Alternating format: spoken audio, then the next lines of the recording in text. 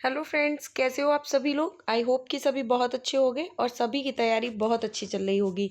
तो आज हम पढ़ने वाले हैं जीके जीएस आपके यूपी पुलिस के री एग्ज़ाम के लिए, जो कि आपका एग्ज़ाम 23 अगस्त से होने वाले हैं। और जो आपके यूपी पुलिस के री एग्ज़ाम है उनमें हम जीके जीएस को वन लाइनर के थ्रू क्विक रिवीजन करेंगे, ताकि आप सभी लोगों की जो तैयारी है वो एक प्रकार से बहुत जल्दी और अच्छे से हो जाए। तो आज हम अपने वन लाइनर में पढ़ने वाले हैं 351 क्वेश्चन से, जिसमें आपके जीके जीएस के सारे क्वेश्चन प्रीवियस ईयर से रिलेट करते हुए शामिल रहेंगे। तो जो हमारा फर्स्ट क्वेश्चन है वो है, सागर माता के रूप में किसे जाना जाता है। ऐसा कौन सा पर्वत है जिसे सागर माता के नाम से जाना जाता है।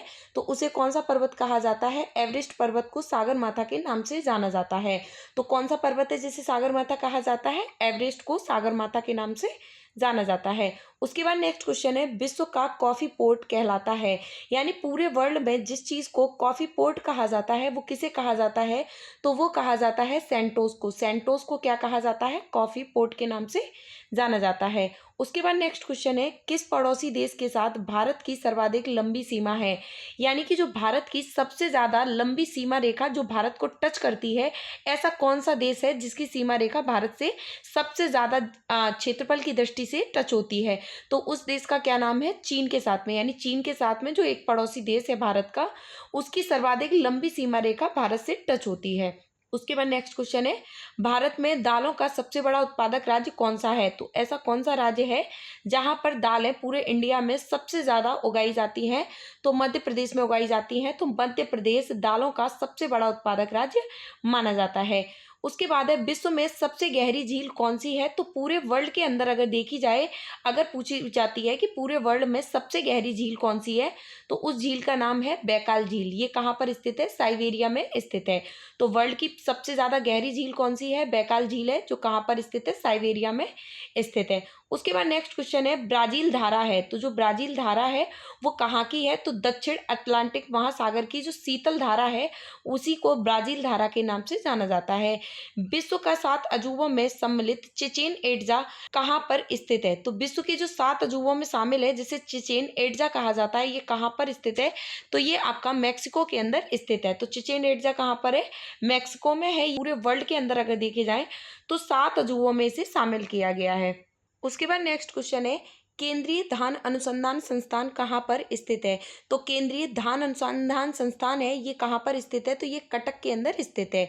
ओंकारेश्वर परियोजना किस नदी से संबंधित है। तो जो ओंकारेश्वर परियोजना है ये किस नदी से संबंध रखती है। तो नर्मदा नदी से संबंधित है। कौन सी परियोजना है, ओंकारेश्वर परियोजना है। उसके बाद है, माल्टा किस सागर में अब स्थित है। तो जो माल्टा है वो किस सागर में स्थित है। तो ये आपका भूमध्य सागर में स्थित है। मानस किस नदी की सहायक नदी है। तो मानस ऐसी कौन सी नदी है जिसकी सहायक नदी मानी जाती है। तो मानस को ब्रह्मपुत्र नदी की सहायक नदी माना जाता है। उसके बाद नेक्स्ट क्वेश्चन है, जहां पूर्वी घाट तथा पश्चिमी घाट दोनों मिलते हैं वहां कौन सी पहाड़ियां अब स्थित हैं। यानी कि जहां पर पूर्वी घाट और पश्चिमी घाट दोनों घाटों का मिलन होता है, संगम होता है, वहां पर कौन सी पहाड़ियां स्थित है। तो नीलगिरी की पहाड़ियां स्थित है, वहां पर पूर्वी घाट और पश्चिमी घाट आपस में मिलते हैं। काहिरा जो कि मिस्र में है किस जलवायु में क्षेत्र में स्थित है। तो जो काहिरा है ये किस जलवायु क्षेत्र में स्थित है। तो भूमध्य सागरीय जलवायु क्षेत्र में स्थित है। तो जो काहिरा है ये किस जलवायु क्षेत्र में है, भूमध्य सागरीय जलवायु क्षेत्र में है। रूर स्थित है, तो जो रूर नामक जगह है ये कहाँ पर स्थित है। तो जर्मनी के अंदर स्थित है। रूर कहाँ पर है, जर्मनी के अंदर स्थित है। उसके बाद नेक्स्ट क्वेश्चन है, स्वेज नहर की लंबाई कितनी है। तो जो स्वेज नहर है इसकी लंबाई कितनी है, 166 किलोमीटर है। उसके बाद नेक्स्ट क्वेश्चन है, अर्जेंटीना के पास के मैदान क्या कहलाते हैं। तो जो अर्जेंटीना के पास में जो मैदान है, यानी अर्जेंटीना में जो घास के मैदान है उन्हें पंपास घास के नाम से जाना जाता है। तो अर्जेंटीना में कौन से घास के मैदान है, तो पंपास घास के मैदान है। कैगा किसके उत्पादन के लिए जाना जाता है। तो जो कैगा है ये किसके उत्पादन के लिए जाना जाता है। तो नाभिकीय ऊर्जा के उत्पादन के लिए जाना जाता है। किस उपग्रह का आकार पृथ्वी के आकार के लगभग बराबर है। तो ऐसा कौन सा उपग्रह है जिसका आकार पृथ्वी के आकार की तरह ही है, यानी उसी की तरह सेम है। तो जो शुक्र ग्रह है इसका जो आकार है वो पृथ्वी के आकार की तरह माना जाता है। इसे भोर का तारा, सांझ का तारा इन नामों से भी जाना जाता है। सबसे ज्यादा अगर चमकीला ग्रह देखा जाए तो वो कौन सा है, वो भी शुक्र ग्रह को माना जाता है, जिसे हम वीनस कहते हैं। उसके बाद नेक्स्ट क्वेश्चन है, भारत में स्थित सतपुड़ा पर्वत को आप किस श्रेणी में रखते हैं? तो जो सतपुड़ा पर्वत है इसे किस श्रेणी में रखा जाता है? तो अवशिष्ट पर्वत श्रेणी में रखा जाता है। भारत का उपग्रह इनसैट 4B 2007 में कहां से छोड़ा गया था? तो फ्रेंच गुयाना से छोड़ा गया था। नंदा देवी चोटी हिमालय के किस भाग की चोटी है? तो जो नंदा देवी चोटी है ये हिमालय की चोटी है, और ये किस भाग की चोटी मानी जाती है? तो कुमायूं हिमालय है यहाँ की चोटी मानी जाती है। तो नंदा देवी चोटी को हिमालय की किस भाग की चोटी माना जाता है? तो कुमायूं हिमालय की चोटी माना जाता है। उसके बाद नेक्स्ट क्वेश्चन है, विश्व का कहवा पत्तन कहलाता है? तो विश्व में जो कहवा पत्तन है ये किसे कहा जाता है? सेंटोस को कहा जाता है। किस नगर को जापान का पिट्सबर्ग कहा जाता है? तो ओसाका को जापान का पिट्सबर्ग कहा जाता है। कालाहारी मरुस्थल कहाँ पर है? तो बोत्सवाना में है। जो कालाहारी मरुस्थल है ये कहाँ पर स्थित है? बोत्सवाना के अंदर स्थित है। तेलुगु गंगा परियोजना के जल में किन किन राज्यों का हिस्सा है? तो जो तेलुगु गंगा परियोजना है इसके जल में आंध्र प्रदेश, मध्य प्रदेश और महाराष्ट्र इन तीनों राज्यों का हिस्सा माना जाता है। हिंदुस्तान केबल्स फैक्ट्री कहाँ पर स्थित है? तो हिंदुस्तान केबल्स फैक्ट्री बेंगलोर के अंदर स्थित है। बकिंगम नहर का मुख्य उपयोग है? तो जो बकिंगम नहर का मुख्य उपयोग है ये कौन सा है? तो नौका गमन के लिए, यानी कि नाव के गमन के लिए इसका मुख्य उपयोग माना जाता है। मध्य अक्षांशीय घास के मैदान कहलाते हैं? तो पंपाज और स्टेपीज कहलाते हैं। तो मध्य अक्षांशीय घास के मैदान कौन से हैं? पंपाज है और स्टेपीज है। उसके बाद नेक्स्ट क्वेश्चन है, नर्मदा और ताप्ती नदियों में से कौन सा पर्वत घिरा हुआ है? तो नर्मदा और ताप्ती नदियों से कौन सा पर्वत ऐसा है जो घिरा हुआ है? तो सतपुड़ा पर्वत है। इसके चारों ओर देखा जाए तो नर्मदा और ताप्ती नदियों से ये पर्वत घिरा हुआ माना जाता है। नूबियन मरुभूमि कहाँ पर स्थित है? तो सूडान के अंदर स्थित है। भारतीय मान समय एवं ग्रीनविच माध्य समय कितने समय का अंतर रहता है? तो भारतीय जो मानक का समय है और ग्रीनविच के मध्य में, यानी कि इसके मानक का जो समय है, इन दोनों के बीच में अगर अंतर देखा जाए तो कितना रहता है? 5 घंटे 30 मिनट का अंतर रहता है। तो भारतीय मानक और ग्रीनविच के मध्य में जो अंतर है वो 5 घंटे 30 मिनट यानी प्लस में रहता है। उसके बाद है, ब्रह्मपुत्र नदी तिब्बत में किस नाम से जानी जाती है? तो ब्रह्मपुत्र नदी को तिब्बत में सांगपो के नाम से जाना जाता है। फूलों की घाटी किस राज्य में स्थित है? तो ये आपकी उत्तराखंड में स्थित है। मोस्ट इंपॉर्टेंट क्वेश्चन है, फूलों की घाटी कहाँ पर है? उत्तराखंड में है। अगर क्वेश्चन आता है जिम कॉर्बेट नेशनल पार्क कहाँ पर है? तो ये भी आपका उत्तराखंड में स्थित है। गल्फ स्ट्रीम क्या है? तो अटलांटिक महासागर की एक उष्ण धारा है। गल्फ स्ट्रीम क्या है? अटलांटिक महासागर की उष्ण धारा का मतलब होता है गर्म जलधारा मानी जाती है। तो गल्फ स्ट्रीम कैसी जलधारा है? गर्म जलधारा मानी जाती है। कहाँ की जलधारा है? अटलांटिक महासागर की जलधारा मानी जाती है। जामनगर गुजरात में कार्यरत रिफाइनरी किस कंपनी की है? तो जामनगर गुजरात में जो कार्यरत रिफाइनरी है ये किस कंपनी की है? तो ये रिलायंस कंपनी की मानी जाती है। उसके बाद नेक्स्ट क्वेश्चन है, विश्व वन दिवस किस दिन मनाया जाता है? तो 21 मार्च को मनाया जाता है। जम्मू कश्मीर राजमार्ग पर जवाहर सुरंग किस पर्वत श्रेणी के मध्य स्थित है?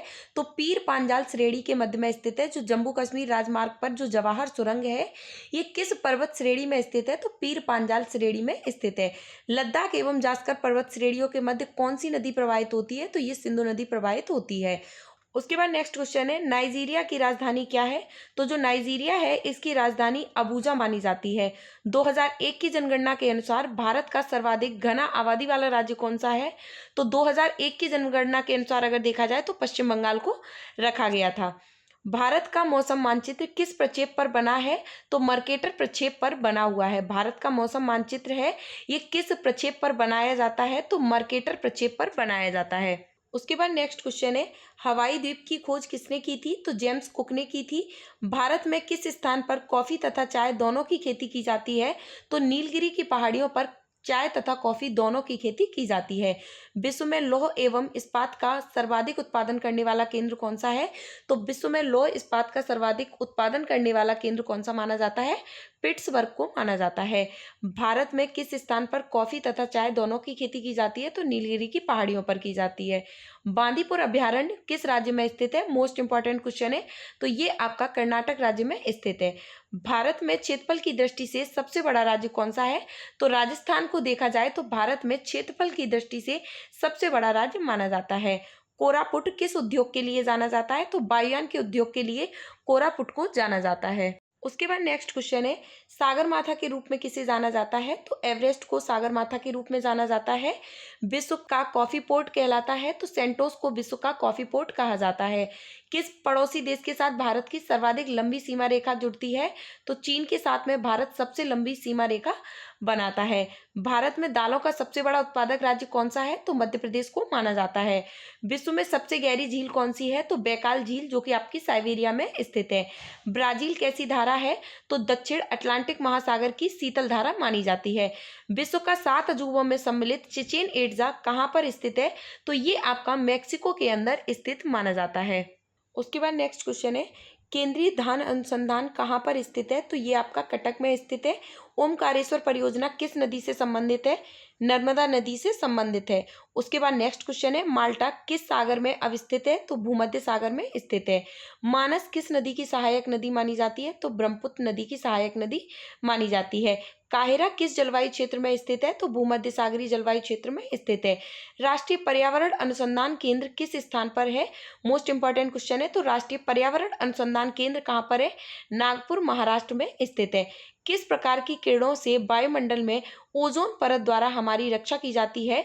तो ऐसी कौन सी परतें हैं जिनसे हमारी रक्षा ओजोन परत के द्वारा की जाती है? तो ओजोन परत हमें कौन सी किरणों से बचाती है? तो पराबैंगनी किरणों से बचाती है। तो ओजोन परत का क्या कार्य है? पराबैंगनी किरणों से हमारी रक्षा करना। उसके बाद नेक्स्ट क्वेश्चन है, वह गैस कौन सी है जो सबसे ज़्यादा वायुमंडल में उपस्थित है? तो ऐसी कौन सी गैस है जो वायुमंडल में सबसे ज़्यादा मात्रा में है? तो नाइट्रोजन गैस वायुमंडल में सबसे ज़्यादा मात्रा में पाई जाती है। वह कारण कौन सा है जिससे आकाश हमें नीला दिखाई पड़ता है? तो आकाश के नीले दिखाई पड़ने का क्या कारण है? प्रकीर्णन के कारण हमें आकाश नीले रंग का दिखाई पड़ता है। किस दिन विश्व पर्यावरण दिवस मनाया जाता है? तो 5 जून को विश्व पर्यावरण दिवस मनाया जाता है। धरती का तापमान ग्रीन हाउस प्रभाव के कारण घटता या बढ़ता है? तो अगर धरती के तापमान को देखा जाए तो ग्रीन हाउस गैसों के कारण ये क्या करता है? बढ़ जाता है। तो धरती का तापमान अगर ग्रीन हाउस जो गैसें हैं वो ज़्यादा हो जाती हैं तो धरती का तापमान बढ़ जाता है। कौन सा ऐसा वृक्ष है जिसे पर्यावरण का दुश्मन माना जाता है? तो कौन से वृक्ष को पर्यावरण का दुश्मन माना जाता है? तो वो है सफेदा। सफेदा को पर्यावरण का दुश्मन माना जाता है। राष्ट्रीय वन नीति के नियम अनुसार कितने प्रतिशत भूभाग पर वन होने चाहिए? तो अगर राष्ट्रीय वन नीति के अनुसार देखा जाए तो जो पूरा भारत है उसके 33% भूभाग पर वन होने चाहिए। उसके बाद नेक्स्ट क्वेश्चन है, हरी शांति ग्रीन पीस क्या है? तो ग्रीन पीस जो है वो क्या है? एक पर्यावरण योजना है। तो ये थे आपके मोस्ट इंपॉर्टेंट जीके जीएस के वो क्वेश्चन जो कि आपके प्रीवियस ईयर में पूछे गए हैं। तो आज के लिए हमारे जीके जीएस की वन लाइनर की सीरीज में फिलहाल इतना ही। Thank you.